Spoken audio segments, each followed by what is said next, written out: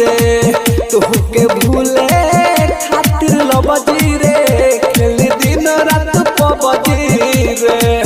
ओखिया जागता निक न लागता ओखिया जागता निक न लागता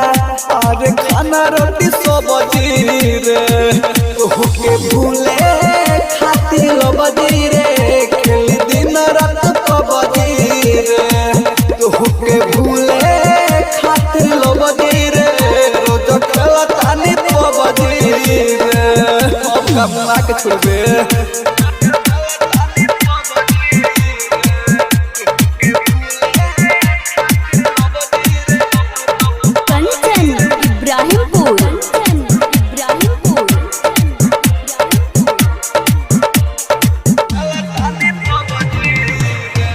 भरवा घरवा छोड़ी रही बहरा रे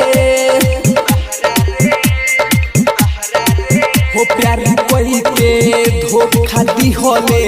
जखम गहरा रे हो दिन भरवा घरवा छोड़ी रही बहरा रे हो प्यार कोई के धोखा दी होले जखम गहरा रे सुन तोरा चक्कर में पिटता रे बाबूजी रे तोहके भूले खातिर लबजी रे खेल दिन रात पबजी रे तोहके भूले खातिर लबजी रे खेल दिन रात पबजी रे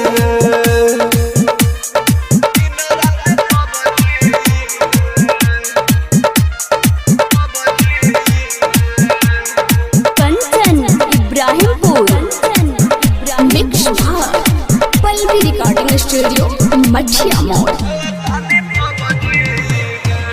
देह तो खुश सुननी बारे परमोद के संगवा रे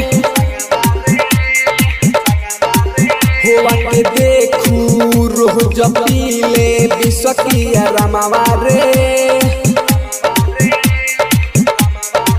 होते तो खुश सुननी बारे परमोद के संगवा रे हुआ के देखू रोज पीले बिसकिया रमावा रे कहे अमर जितना ही माफ करी है रबजी रे